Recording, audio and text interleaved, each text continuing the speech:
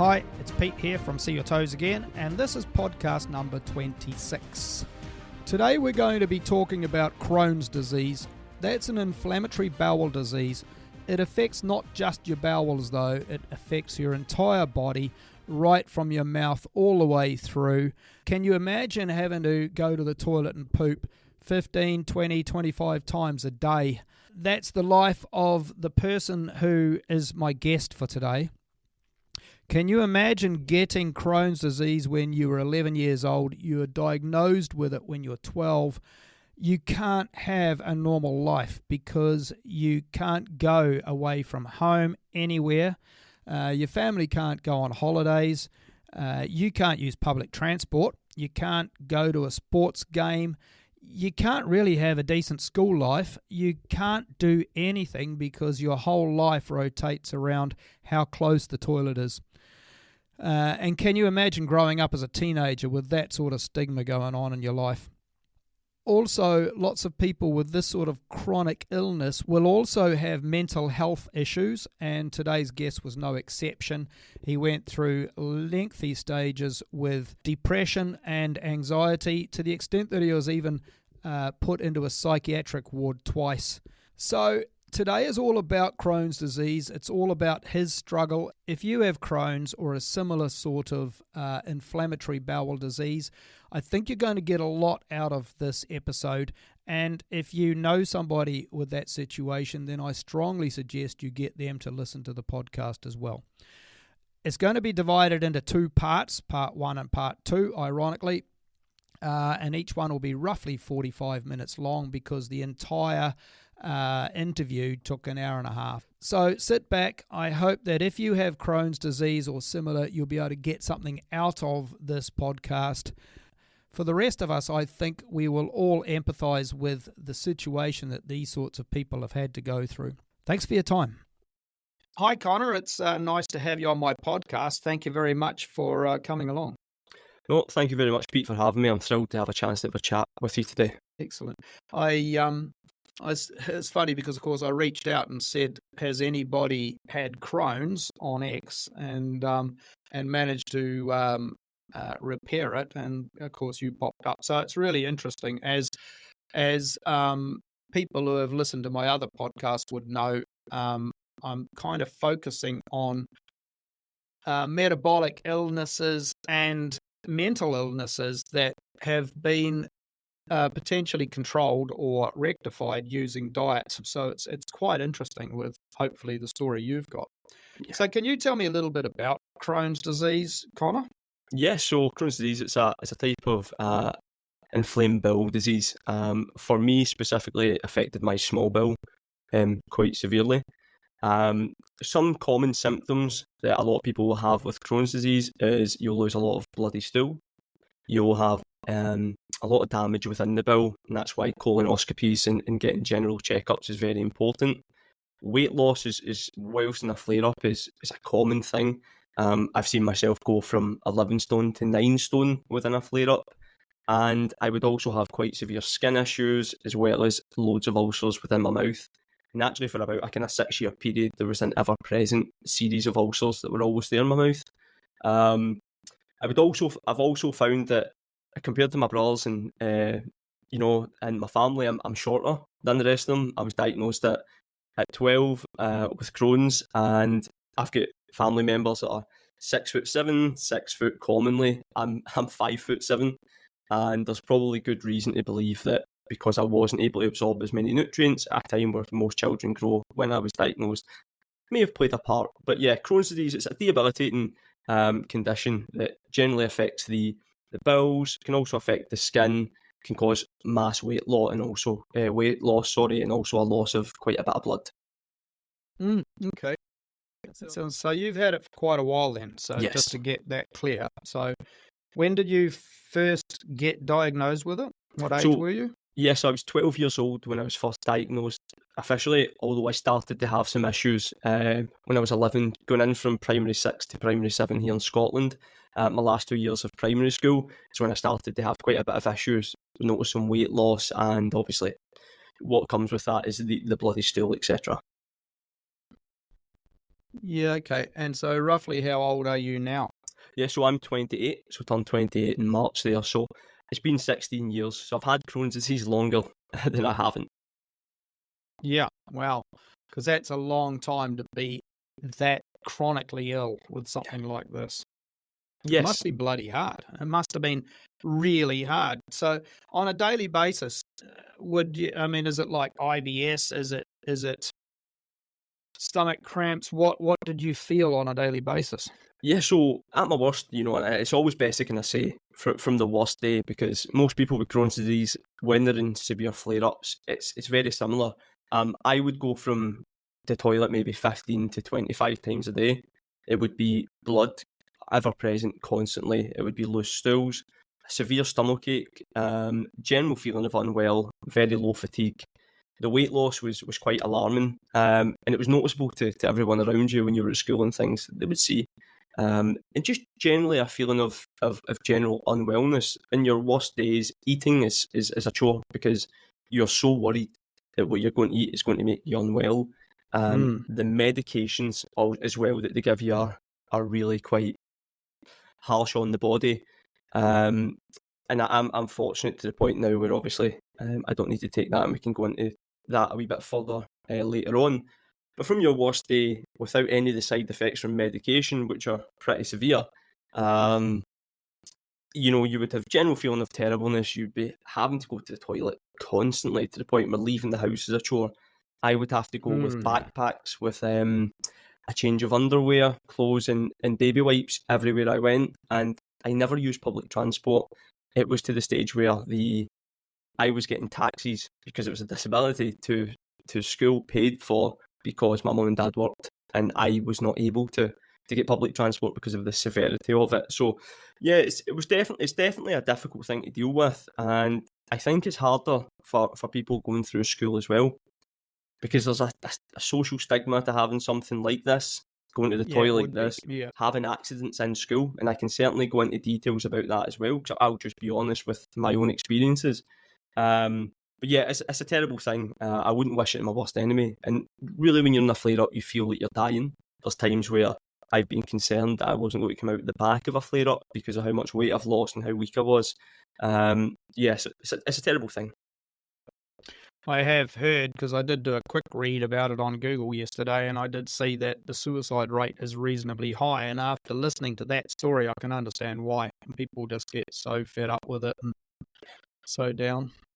Yeah, Uh, yeah, carry on. Sorry. sorry, I was just going to say, and I think the big problem, which kind of leads on to that, is we're told when we're diagnosed that this is a lifelong condition, that we're really at we have to try to manage, but people are getting frequent flare-ups on medication like I was as well, and overwhelmingly most people feel like they can't do anything to beat this, and it's going to control your full life. This is what your standard of life is going to be in cycles where you'll have periods of decent symptomless couple of weeks here, maybe a couple of months if you're fortunate, but the majority of the time you're in a slight to severe flare up. At least that's been my experience, and to the people that have reached out to me. And it's not a good standard of life. Doing normal things is impossible, to the point where 28, it's only in the last year I've been able to go out and start doing driving lessons because I could not sit for an hour without needing to go to the toilet. Failed a couple of Mm. times.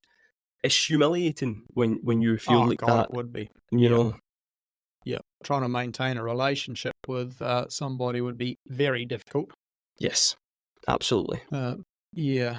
Um, I used to have um, a little bit of IBS, nothing like what you have gone through, but I Mhm. had some IBS for maybe 12 months, and it was bloody annoying. I'd jump in my car and drive. I'd be at work and I'd have maybe half a dozen poops at work, Yeah, permanent it's stomach yeah, cramps and stuff. Jump in my car and drive to the other side of Auckland because I was living in Auckland at the time in New Zealand. I knew of a large hardware store near the judo that I used to train at. So I would go in there and pretend to be buying something so that I could sneak into their toilet and take a big dump there. yes, And then I'd leave there and hope that it would be okay while I did my judo training. And quite often it wasn't. So it was, and the thing about it too, and I'm sure you can expand on this, but I went through, is it gluten? Is it histamines? Is it Yes. this? Is it that? Is it what the hell is setting me off? Yes. Some with myself, it'd been a bit of a journey trying to find out what's going on. I would say at 12, there wasn't a big focus on diet when I was first diagnosed. Commonly, I got a celiac test when I was 11, when I started having these symptoms. A blood test that showed there was no issues in regards to celiac. Um, what kind of made me start to look into diet was just the people who are going on a low FODMAP diet and having minimal success or decent success with that. But the problem with Crohn's and even IBS, because I know a lot of people have a debilitating IBS and it's a terrible thing.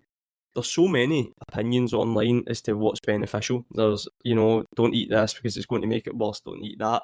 And there's a lot of scare tactics. And I think most people just feel powerless to even take a step to try to change their diet and fix this. They feel like medication is the only thing that could resolve it. Well, let's face it, they're going to rely on their doctor before they're going to rely on. If you have three different people on social media telling you three different stories, you're going to believe your doctor. Yes, absolutely. And I think that's an issue as well when it comes to people trying to find a suitable protocol for Crohn's, because there's people out there who have had great success with medication and they're able to keep it, decently at a stable standard. But there is people like myself that had to cycle through different types of medication, whether it be steroids or immunosuppressants or infusions. And it was a constant cycle where you can't be on certain medications for too long. And that itself then creates issues, because the reason you can't be on these sorry, I'm just letting these dogs out, I apologise. Yeah, you're right. So the reason you can't be on certain medications for so long is because they are so harsh on the body. Yeah.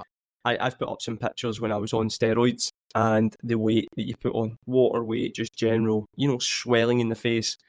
It's quite apparent, it's quite significant. But you can't be on these medications long term because, again, firstly, they stop working if you're on them all the time. That's one of the main things. So they try to cycle it. And for most people, we're just in a constant state of, here's a bad flare-up, here's a medication that will work for limited times. We need to reduce this now. The flare-up then comes back. And it's just a cycle here where we're in circles and we're just really craving a bit of stability. But we don't have it long term. And I was reading a book, for anyone who's interested, it's called Brain Energy. But the important thing about it is that the scientist involved was making a comparison between metabolic disorders, which includes Crohn's, and also includes the likes of heart disease and diabetes, and so on, things that are going wrong with people's bodies as a result of a chronic illness. And comparing that with people who are having problems with mental health. And they found that quite often there's a direct correlation. There's that whole chicken and egg. Is it a mental health problem that's become a metabolic problem? Or is somebody who has a metabolic problem therefore feeling depressed and down because of that metabolism issue, and that's causing a mental issue? Or are the two actually related? And the chap in the book is saying, well, actually, I'm starting to think, and a lot of scientific work is suggesting that the two are actually related, that one is being shown up in the form of a physical disability, a physical illness, and the other one is being shown up as a mental illness. Yeah. And they are both potentially very related and very correlated. So It's really interesting when you get to that. So getting back to my original question, how is your mental health, Connor? How have you been over the years? Yeah, so one of the first things that I've struggled with health-wise was anxiety. That was whilst I was getting the kind of investigations for Crohn's. I wasn't diagnosed, and it seemed like the symptoms initially both started at similar times. So at that time, because anxiety was related, the doctors initially thought it was IBS because that commonly it can trigger it. Further investigation showed it wasn't, and it was Crohn's disease. But from that stage, from between the ages of 11 right up until last year, mental health has been a constant struggle for me. Anxiety first. It was anxiety relating to my condition and general worry about my health, because obviously it was quite bad. That then manifested into depression. Depression at a young age, 12, 13, that's a hard thing to kind of get your head around, because your friends are loving life, they're going out, it's you're at high school, it's a new world, and I found myself unable to do so, became a bit of a recluse staying at home because I couldn't, because of my stomach issues.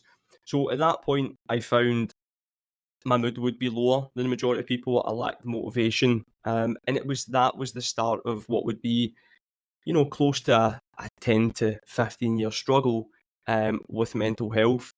Throughout the years, it naturally started to get worse. It would sometimes coincide when my physical health was at its worst, my mental health would plummet. And that all really hit, the point of severity when I was hospitalised for my mental health for severe depression twice in a psychiatric ward.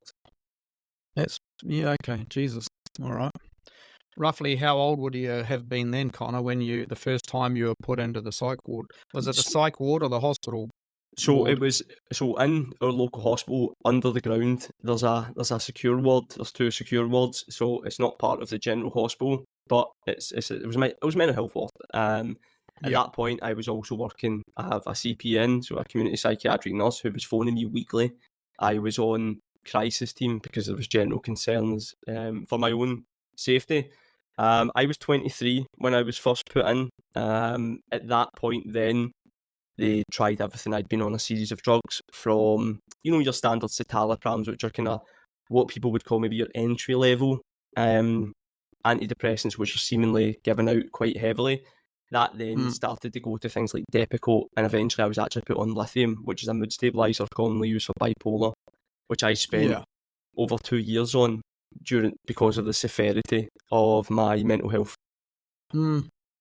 Wow, it's bloody scary for you, would be the big thing, because through all of this, you didn't know, is this going to be the rest of my life? Putting up with this crap, putting up with my mind. It's one thing having your body falling apart on you effectively, but then your mind is starting to play games on you as well. That's got to be bloody hard. Yeah, and this might be shocking to most people, but I would take the worst Crohn's flare-up every single day over the worst that my mental health was. The mental health part was, for me, the most debilitating, because when you feel bad physically, if your mental health's in a good state, you can maybe pull yourself out to try to do things to help yourself. When you couple the two of them being at rock bottom, it's really hard to find a way out. And even if you're given a way out, it's really hard to have the courage to take that, or the ability to take that, because you don't want to fight anymore. When I went in at 23, I'd already had 11 years, 12 years of issues, chronic issues with my stomach, and then issues that became chronic with my mental health. I'd already missed out on a lot of things that socially people get to experience, because going to parties weren't an easy thing when you have struggles. Playing sports in school just wasn't an option for me because I couldn't go and travel and do that. So I was really limited, and I think a lot of that manifested itself as severe depression, because I was missing out on so much. And also, it was strange that every time that my mental health got worse, my physical health would get worse, and then every time my physical health would get worse, my mental health would soon follow. It almost like the two of them were in tandem with each other, and they were both reactive to each other. So it was difficult, I must admit. Okay. So that lasted for a long time, and you ended up, to be honest, you're probably lucky to still be alive. At that stage, you may have felt like you weren't lucky to be alive, but here you are. So what was what changed you? Where did you, because you're certainly not either of those now from what we can see. So how did you climb out of that hole? Well, so the first thing I did, I tried to address my Crohn's and mental health firstly with trying to go on, it didn't work for me, a vegan diet. I managed to be on the lithium, which gave me a bit of mental stability somewhat to allow myself to get out of hospital and try to have a bit of a normal-ish existence mentally. At that point then, I went on a bit of a journey with the vegan diet. I'd been on it a wee bit prior, but I really went kind of heavy in on the lithium because it allowed me to kind of stay focused, because my head wasn't everywhere. during that time, my physical symptoms were increasingly becoming worse. I was cycling on medication, and I was only on lithium for the 2 years because it's quite harmful in the body. I was having to get bloods done quite a bit. You need to drink a lot. Lithium is quite a difficult drug to take. So Okay. when I kind of started to notice that I need to do something and really sort myself out was when I was told that I would need to go on a pea protein liquid diet. The damage to my bowels was so bad, and obviously I was on a vegan diet. I wasn't able to eat any animal products at that time, I thought, and I was then told that I would have to get a colostomy bag for life. It was the option. The severity was so bad, and I had a lot of damage actually at the back passage, which is, a lot of cutting and a lot of issues. So initially they were thinking about a temporary bag to let that area heal. The damage was quite severe, and because I was losing a lot of weight, they were concerned that, there were certainly those concerns for my mental state and my physical state, and I think the two of them in tandem was the reason why they were so eager to try to give me a bag for life. At that point, though, that gave me a big fright, Pete, because it's bad enough, having an issue like Crohn's disease, and it's socially it's a difficult thing. The bag is also a difficult thing. It's not a good standard of living. It may be better than what I had, but there's a lot of issues with it. And because I'd been in with the IBD nurses and gastroenterologists, and you see people who've got Crohn's disease and ulcerative colitis, and you begin to speak to these people, I was seeing firsthand people's experiences with the bags. And I didn't want that for myself. I just wanted a sense of normality. I'll be honest, I'd never had it since the age of 12. I was like, this is terrifying. I don't feel good. I need to try to do something. And I was desperate. Pete, I'll be honest, at that point, prior to going carnivore and things, I had a second hospitalisation for mental health, about 26, and that was whilst I was whole food plant-based, and things were spiralling out of control. I'd lost a lot of weight, lost a lot of muscle mass, didn't speak to any friends from I'd left school, really became a bit of a hermit. People may have not even know I was still alive with how much I kind of went off the face of the earth. Yeah. So about 17 months ago, I'd first kind of considered going on a carnivore diet. Reason for that is I was desperate, totally desperate. Yeah. I'd seen a couple of caveats online of people who had decent success. It went against everything I believed and everything I'd been told with the gastro doctors about what red meat would do and what an all meat diet would do for me. What made you be vegan in the first place? So at the time, funnily enough, it was probably at the height of the vegan propaganda over here. There was a lot of information online. It was the in thing. And I'd seen a lot of kind of stuff online about people who were trying to tackle Crohn's disease with a vegan diet. And there was a lot of articles at the time that was blaming saturated fat, red meat, and dairy as the big causes of inflammation in the bowel. And for me, I don't have any medical background. I was seeing this being shared by vegan doctors and vegan nurses on these pages. So for me, I just took their word for it, essentially, and that was the reason I went to delve in. Yeah, okay. Because I had a guest a couple of weeks ago, Valerie Ann. Anyone interested, she was anorexic for 40 years, and she was hospitalised so many times from when she was a child all the way through.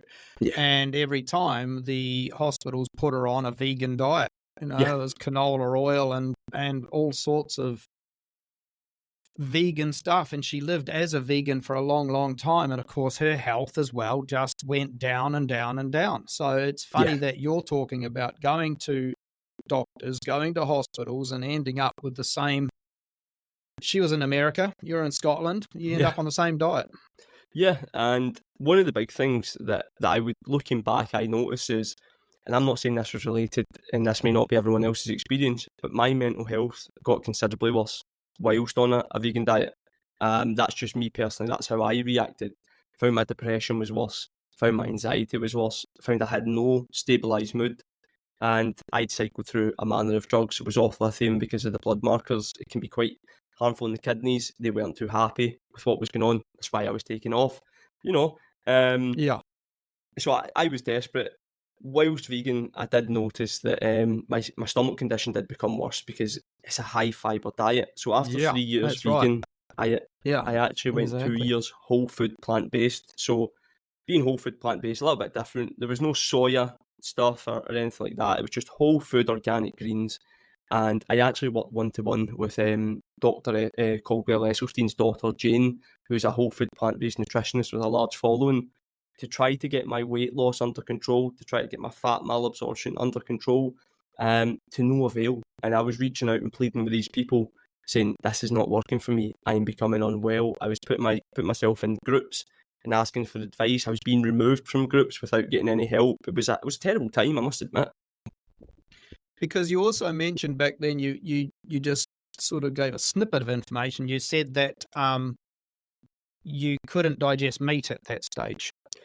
So it wasn't that I couldn't. What it was is there's a lot of kind of inflammation that red meat, especially when it comes to Crohn's, is more difficult. At that time, it was more difficult to digest. So I tried to avoid it because it was a common thing. Like red meat rots in the colon, as everybody says. Turns out it's not true. Yeah, I've had people on X say that, and I made a comment. You know, it would be a terrible shame if we evolved for 600 years as omnivores, and couldn't digest red meat.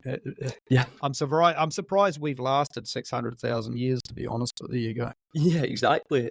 So there was no any scientific basis in why I avoided red meat. It was the scare tactics that I'd seen online. Yeah. And Okay. and I was desperate, Pete. I'll be honest. At that time, I would have done anything. And if someone's telling you that red meat and saturated fats are going to make you even worse, and you're thinking, I don't know if there is a worse, but I certainly don't want to find out. Yes, I would imagine. exactly. Yeah. And the weight loss was alarming. So you're seeing yourself trying to eat as best you can, and you're so worried to try anything else that could make it worse. Because, as I said, I was getting under 9 stone, whereas I was up at 11. So sometimes, commonly, I'd be losing 2.5 stone, and it's people know you're not well.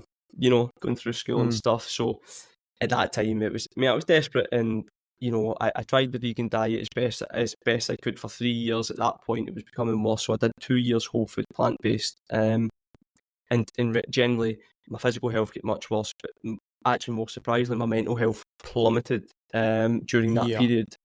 Okay, and so therefore, with all of that information behind you, you were vegan. You were told that meat was bad, fats were bad. What on earth made you decide? I mean, apart from the fact that you knew it wasn't working, it's still a huge, huge void to decide, hey, I don't think void is the right word, but you know what I mean. Yeah. Bridge to cross to say, hey, I might give some of the meat stuff a go. Yeah, so it was a bit of a natural progression. Going whole food plant-based, I'd actually found out I had to cut out so much from my diet anyway. Really struggling with any grain. Leafy greens were really killing me anyway, and I wasn't able to eat things like nuts and stuff. It was really quite difficult. So I'd already seen whilst doing that certain plant foods were causing me massive issues.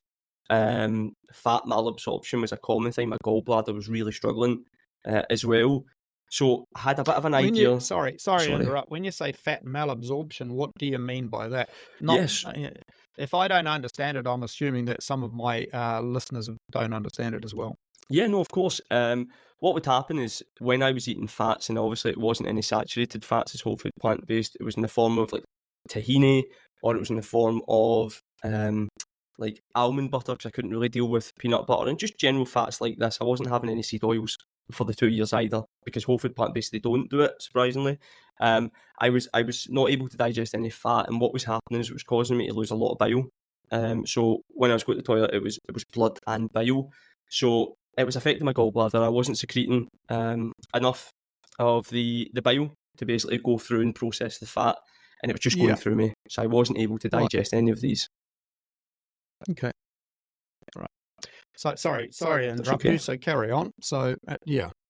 So I'd already kind of had noticed certain plant foods were really causing me issues. And I was losing more weight. I was getting terrible skin issues as well. As I said, I'd always had mouth ulcers, but the skin issues that I was getting was becoming terrible. Dried, skin was breaking up. It was horrendous. My scalp was really dry, and it was noticeable for people. It was not only you were the guy that was known to have Crohn's disease, you're now the guy that was known to have terrible skin. It's not, you know That's what I fine. mean? It's Yeah, not yeah. fun, mate. What else could this bloody disease Yeah. dish out to me? Oh, it's exactly. So it was. So at that time, I'd already kind of had my suspicions that for me personally, certain plants weren't optimal. I'd then seen some stuff online. The first thing that I'd seen was actually Jordan Peterson's daughter, who has an autoimmune condition with arthritis, who's had fantastic success on the lion diet. At first, when I seen it, I thought she was mad. It's like, this woman is nuts. But it kind of it planted the seed. And I know Yeah. Sean Baker and there's so much Ken Berry at the time, Carnivore MD, they were putting a lot of stuff online. So because I'd watched that one video and I was interested, as the YouTube algorithm works, I was starting to see a bit more content coming up on my YouTube, which kind of made me ponder to the thought that, you know, maybe this is the best thing. And it really hit ahead when I was ordered because of how bad my inflammation markers were and because I wasn't responding to infusions correctly. I was ordered on what is a pea protein liquid diet. They were going to put me on that for 12 weeks. At a minimum, 16 weeks, they thought, would have been the standard for me. Because I was losing so much Pea weight. protein liquid diet for 12, 16 weeks. Yeah, so, and if you look at it, it's like some people may think it's like the wee Ensure drinks that some older people get, which is just filled with sugar, seed oils, and general crap. I would have had one of them, but without any whey protein. It would have been pea protein. You'd still had your seed oils, you still have all of that. It's a form of vegetarian Ensure drinks. And I had my gastroenterologist sorting out me getting them for at least 3 months, hoping for it to be 4 months to try to stabilise my weight loss and also try to give my bowels a rest because they were so concerned with the damage that was there. They also said, because obviously at this time my mental health was so bad, I was discussing it in depth with my CPN, my community psychiatric nurse, that I can't go out the house, I can't do anything, I have no quality of life. They basically had agreed it would be better for me to have a colostomy bag because my standard of life was so bad. And that was what the outcome would have been after the 16 weeks. They wanted to give my bowels a rest, let my weight stabilise, try to be a wee bit healthier before you get a surgery that's, you know, so severe. And ironically, they're healthier means pumping you up on vegetable oils so that you put on lots of fat, which is not necessarily any healthier, but you look a little bit healthier because you're not as skinny. Yeah, exactly. And it frightened me. I'd already kind of not been on the seed oil ban for like 2 years prior anyway, on whole food plant-based. But when you're told you need to go on a liquid diet and the outcome's going to be a bag for life, and you're already at rock bottom at that point, Yeah. you know, there's not too much lower you can get, and that was No. that was difficult, I must admit. Yeah, okay. So then you decided, right, I'm going to give this meat caper a go. That must have been pretty tricky on your stomach as well. You've gone from digesting vegetables to having a lump of meat inside you. Can you talk, can you talk us how you introduced that? Because I know from other people listening, they'll be thinking, how would I go from one to the other if it sounds like my vegan diet isn't working? Yeah. Well, the first thing that I did was I didn't go straight away carnivore the first month. That's why I say 16 months. Although it's been about 17 months that I've been eating meat.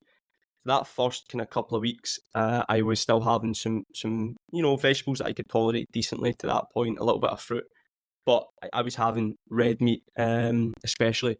So I remember actually specifically the first day I went ahead and tried to eat a steak. It was a sirloin steak. Me and my wife halved it. She cut it into strips for me. And before this, I'd not had red meat the 5 years prior as a vegan, and maybe about 3 years before that. So that's about eight years of no red meat really for me. And I was worried sick. I'd heard all the kind of vegan propaganda and stuff. This is death. You know, terrible. I was thinking there's going to be a big irony, but a flesh. Yeah. Not only have you got all these problems, but now you're going to hell as well. Yes, exactly. It's sometimes you think it's always been worse, but then with the idea of you going to hell for eating an animal, it's a lot to take. Yeah, that's right. So we gave it a shot. That first couple of weeks, I was eating a big portion of meat, but I was also having some lower FODMAP, lower fibre kind of veggies to try to see how I'd feel, because I still thought the idea of thriving on an all meat diet was nuts. It was lunacy. Yeah. Okay. Sorry, it was after kind of 2 weeks of doing that. Oh, sorry. Sorry to interrupt you again. When you mentioned FODMAP, what does that stand for? Yeah, so it's basically it's the terminology we use up here for low fiber food groups. So basically foods that digest in a different part of the bowel that's easier for people who have got IBS, who've got IBD. So things that they think's low FODMAP, things like onions and stuff are a wee bit leafy greens certainly aren't. Sweet potato and things I was always suggested to try to eat as well, although some types of potatoes maybe don't come into that bracket. And things like grains and stuff really weren't an option for me anyway. But basically, the low FODMAP diet is the first thing that the NHS would offer for people who have got IBS. It's low fibre type vegetables that are easier to digest, easier on the digestive tract. Yeah. Okay. Sorry. Okay. Carry on. Sorry to interrupt. Oh, there's another That's okay. interruption too. So That's okay. your first meat was sirloin steak. Did you hoover down the whole steak, or could you only manage a few mouthfuls of it? So I have the sirloin steak with my wife, would you believe? And that's sacrilege now. I couldn't imagine doing that. So we cut it into strips. I had 4 strips of the steak, not too big because again it was a standard wee 200-gram steak. I managed to eat 100 grams of it, the half of it. The first bite, I must admit, it was a slow chew. I was feeling very uncomfortable with the texture. But by the second bite, I must admit the flavours and just general the satiety and the how much kind of flavour and how nutrient dense this food was. You could tell when you were eating it, oh, this is okay, this is not too bad. Still had my apprehensions, but the flavour and the texture part was I thought it was going to be a lot worse than what it was, and I was surprised to the fact how much I enjoyed it. Well, be like somebody who's been released from prison. Yes. Released from a serious prison camp where they didn't see daylight for 5 years, and suddenly they're coming out and saying, "Wow, look at these colours." Yes, exactly. It was a massive thing for me because taking the jump to try to eat meat, it was a last attempt. I really had thought as a vegan that this was the best protocol for me to be on for long term, health with Crohn's, and my Crohn's was always going to be this bad, but if I was to eat meat, it would be even worse. So you're in this kind of terrible grey zone where you're thinking, this is what my life's going to be. And as my wife was said, I didn't enjoy the vegan diet in regards to vegetables. I didn't grow up in a family that ate, loads of veggies, soy and things. In my 3 years as a standard vegan was alien to me. So it was difficult to go back on to like eating meat again. In those first 2 weeks when I was eating some veg and stuff, I found that I was craving, the more I was eating meat, the more I was craving meat, and the more I was kind of turning my nose up to some of the veggies that I was eating prior, because I was noticing when I was eating some steak, I wasn't having instant bloating and itching in my skin, but then I go have some buckwheat and things that I was generally having at that time, which are lower kind of, lower inflammatory grains for people. It was still causing me issues when I was trying to have fruit. For me personally, I don't do well with fruit. It was still causing me issues. So I was having a direct comparison in real time about how my body was feeling eating meat and how my body was feeling eating certain plant foods, and it was too obvious to ignore the differences. What was the difference? What was the time frame between eating something that was going to inflame you and having the inflammation? What sort of time frame were you looking at? Yeah, so depending what it is, if I was eating bananas was something that I really struggle with still. I've not had one in a while. I would have a banana, and within maybe 10 minutes of eating, I would start to get quite severe stomach cramps. I'd get quite bad indigestion. Wow. Within half an hour, I would need to go to the toilet several times. With grains, especially if I was to have some brown rice just now, I don't think I could finish this call with you, Pete. And it certainly was right. like that. Okay, keep away from the brown rice. Yeah? Yes. Yeah. Okay. Well, that's surprising because I mean, I would have thought you'd be thinking along the lines of, I ate something last night and today I'm going to feel crap. But you're saying I ate something an hour ago and now I'm starting to feel the full force of that. Yeah, and prior to kind of obviously going in the carnivore diet, because the foods I was eating, I was going to the toilet so much. My body was very sensitive to anything. As I said, it's standard. There was days I was going 30 times. So when I was eating these high fibrous foods and stuff, it really kind of made things difficult. And actually, I was quite lucky. A lot of people get constipation when they eat high fiber because of my condition. It's not really anything. I had a period of constipation whilst on medication, and that was a side effect of the meds. Nearly had an impacted bowel. That's a different story. But I was generally someone who had the severe diarrhea with Crohn's, and that was something that was basically ever present in my life. Bloody hell. So you ate. I'm still working through this first steak that you had. You ate the first steak. How did your stomach react to that? Because I'm thinking people are going to who have Crohn's, maybe Hashimoto's, these other illnesses. They've suddenly had a steak and they're thinking, okay, what the hell's going to happen inside me now for the next 6 to 12 hours? Yeah, and one of the things that I had done prior, because obviously I'd been pondering on this, and I was quite scared to eat meat again because I was worried that it was going to cause me issues, and because I was having so many issues with fat malabsorption, I started taking ox bile supplements. I took an ox bile supplement right after I ate the steak because I wasn't digesting food correctly. I was having a lot of food that wasn't coming out, and I was on omeprazole because of how bad my stomach issues were in the medication. So omeprazole, funnily enough, it lowers your stomach acid, so it causes issues. So I started taking ox bile supplementation the first day I had a steak for the reason that it was going to help me digest this food that I've not had for nearly 8 years. Yeah, for sure. And I think people have had their gallbladder out kind of need synthetic bile as well, or other exogenous bile. Yeah. Yeah, and it was through kind of studies with people who've had their gallbladder removed, who also suffer from fat malabsorption, using ox bile. And I'd actually seen a couple of people on carnivore groups, because I joined the group the month before. I was just wanting to read to see any testimonies. I'd seen people that was something that they'd suggested, ox bile. So I went on Amazon, grabbed some. I think I've still got the packet because I only needed it for the first kind of 2 or 3 weeks that I took it, and I was like, I need to try, see how I feel. And for me, I think that made a big difference, especially at the start when I was trying to regulate my bile and getting my body back into absorbing this type of food, because it absorbs it differently, of course, than what I was eating. Yeah. And I've heard that, I've read it somewhere, that if you have a low-fat diet for long enough, your body will stop producing bile because there's no need. Bile is produced to break down fats. And if you have a low-fat diet, your body will literally stop making bile. Yeah. I guess it's one thing less to throw up when you've drunk too much, but that's about the only positive side to it.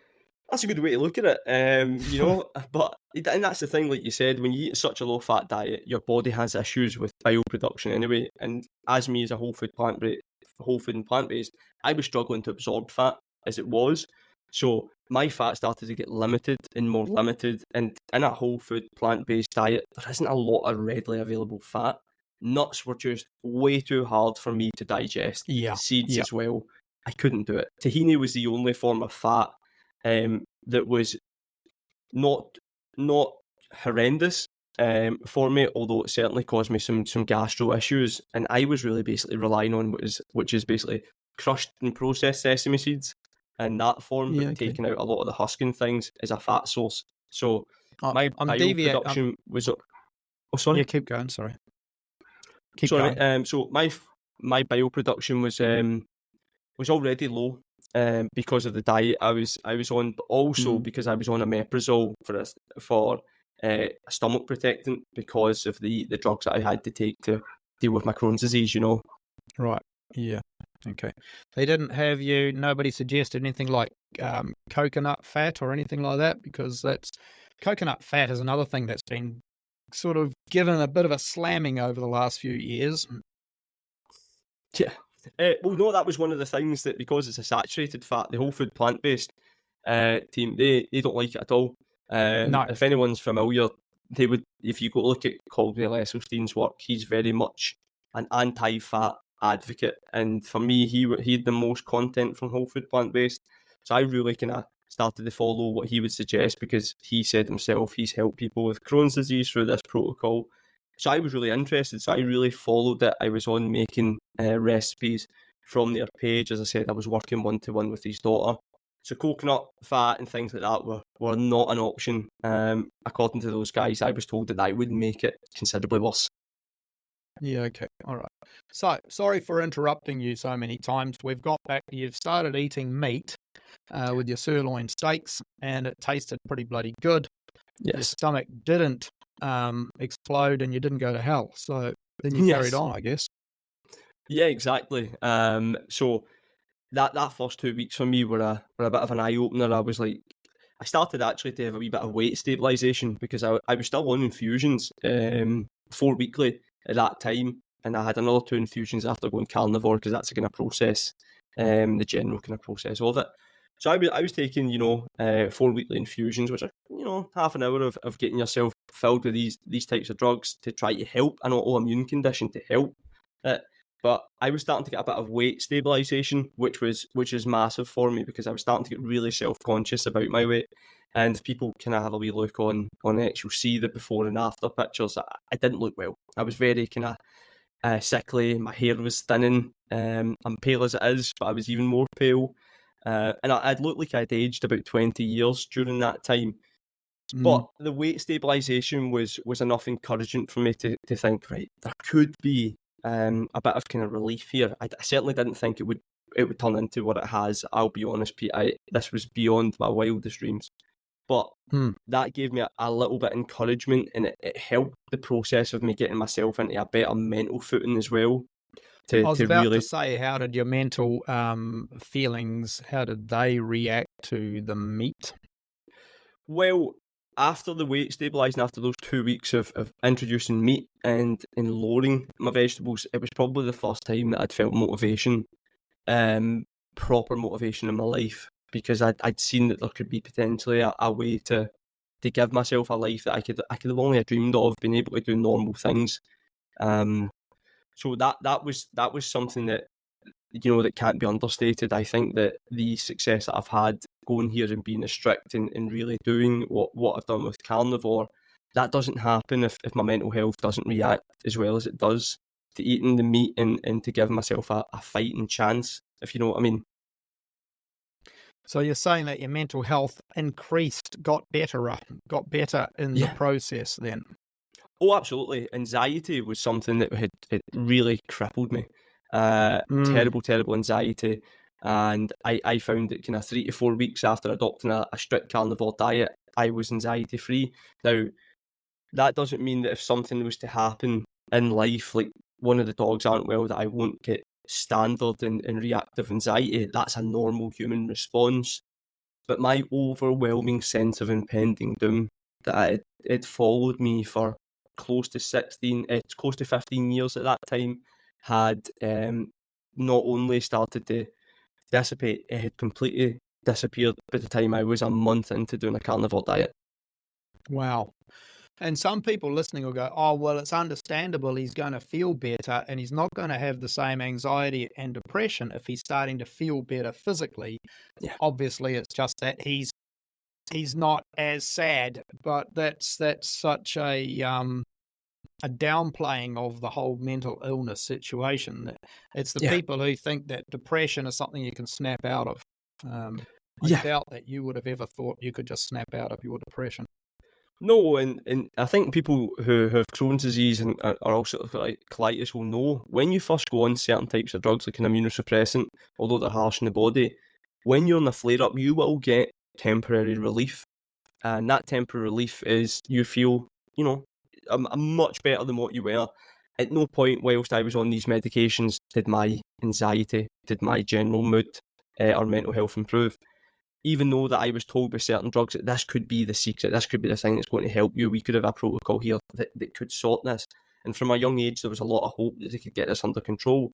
This sense of impending doom continuously followed me. So I know people want to correlate feeling better physically to feeling better mentally. But for me, when I was starting to feel better physically through medication, my mental health was still in the gutter.